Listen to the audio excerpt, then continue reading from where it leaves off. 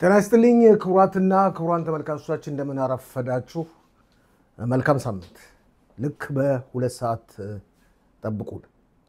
ሶስት ታጋሾቻችን አስከሬኖች ወይም አጽሞች በእስራኤል ኮማንዶች ዘመቻ ከአዛ ወደ እስራኤል ተመልሰዋል። ነፍስ ይማር። በአሁኑ ወቅት በሐማስ እጅ የሚገኙ ታጋቾች በህይወት ያሉም በህይወት የሌሉም ቁጥር 50 ደርሷል። ምንጊዜ ማረሳቸው።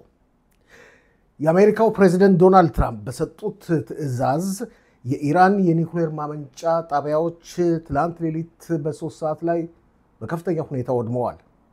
የአሜሪካው ፕሬዝዳንት እርምጃ ዓለምን በከፍተኛ ሁኔታም አስደንግጧል፣ አስገርሟልም። ይህ በዚህ እንዳለ ኢራን አጸፋውን ለመመለስ እየዛተች ነው። አጸፋውንም በእስራኤል ላይ መልሳለች። 30 አካባቢ የሚሆኑ ሚሳኤሎች ወደ እስራኤል ተተኩሰው ነበር።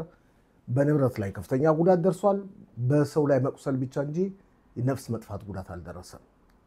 ብዙ ዜናዎች ይኖሩናል። እነዚህና ሌሎችን ልክ በሁለት ሰዓት ጠብቁን።